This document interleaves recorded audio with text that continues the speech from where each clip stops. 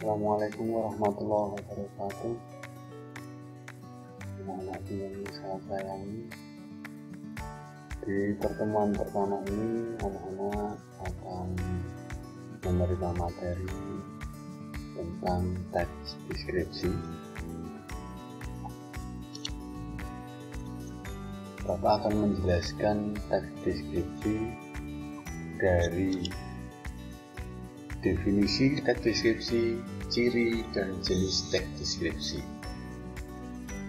Baiklah anak-anak, perlu kalian ketahui bahwa teks deskripsi itu teks yang menggambarkan secara jelas, baik itu berupa objek, berupa tempat, atau berupa peristiwa yang sedang menjadi topik,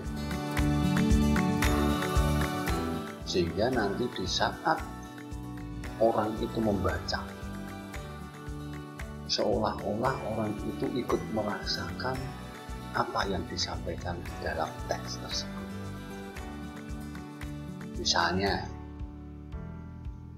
Misalnya kalian pernah pergi ke sebuah tempat, katakanlah pantai.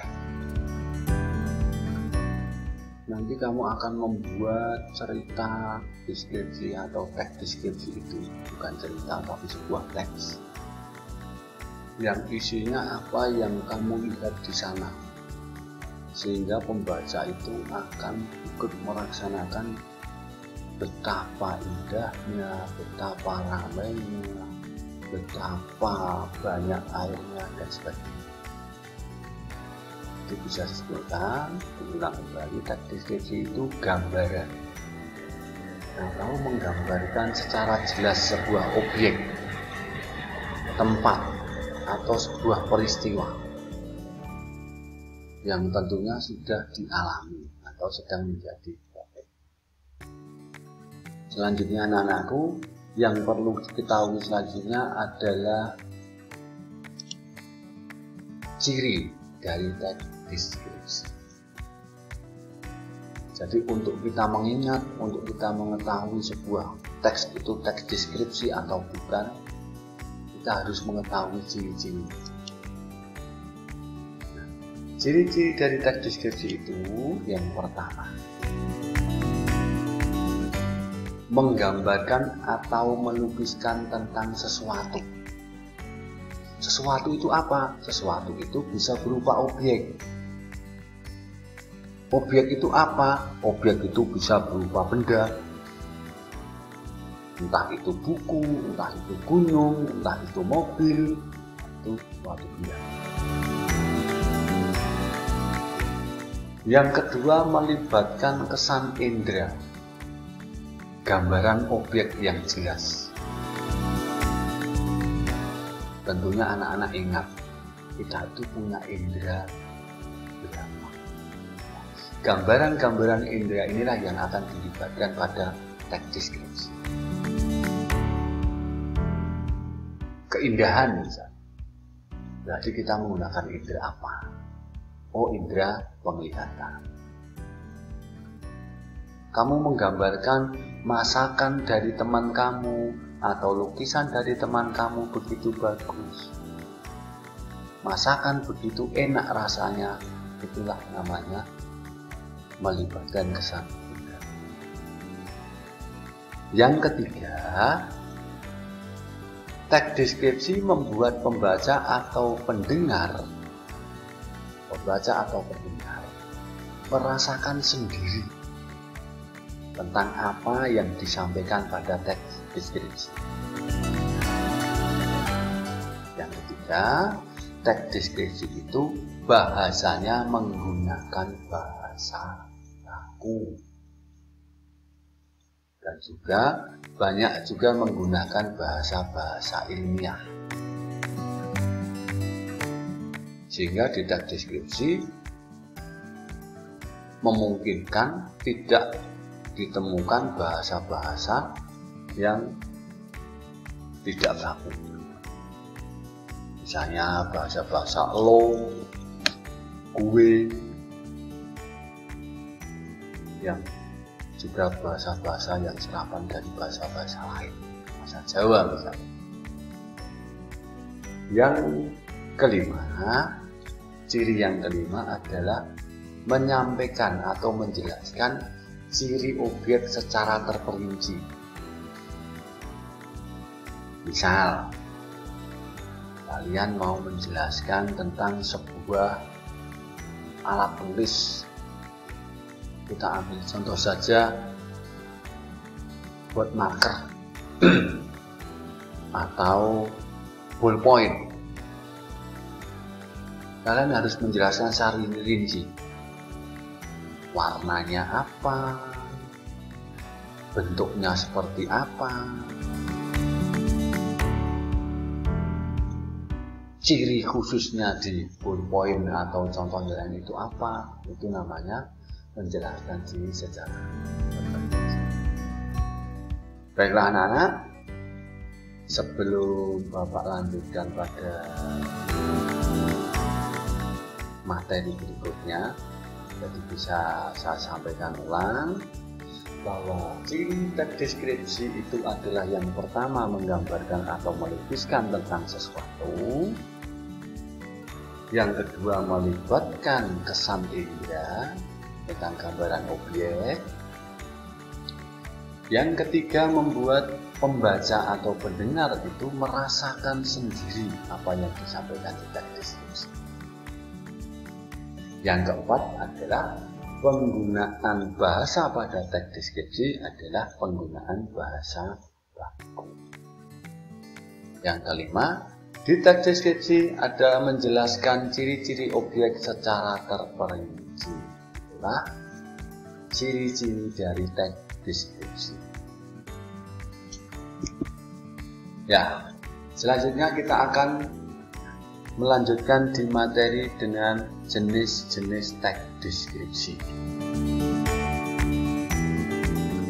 Ada beberapa penjelasan dari jenis teks deskripsi. Penjelasan yang pertama di sini dibagi menjadi dua, yaitu explanatory. Yang kedua adalah sugesti. Explanatory ini teks deskripsi yang berdasarkan fakta yang dilihat langsung oleh penulis. Jadi di teks deskripsi explanatory ini tidak ada tulisan yang berupa gambaran atau bayangan atau berdasarkan perasaan dari penulis. Semuanya harus berdasarkan fakta yang dilihat langsung. Tidak boleh kalian menulis teks deskripsi explanatory itu kalian belum pernah melihat atau belum pernah datang ke sebuah tempat, hanya mendapatkan cerita dari temanmu, sehingga itu tidak boleh dibuat teks deskripsi explanatory. Yang kedua, deskripsi sugesti. Deskripsi sugesti ini mendeskripsikan tentang tempat. Di sini juga ada kata lain spasial. Yang kedua benda, ketiga waktu, keempat waktu. Nah, deskripsi tempat, benda, waktu, orang atau juga disebut spasial ini juga ada penjelasan yang lain, termasuk pada jenis teks deskripsi. Yang pertama teks deskripsi subjektif, yang ketiga teks deskripsi objektif, yang ketiga teks deskripsi spasial.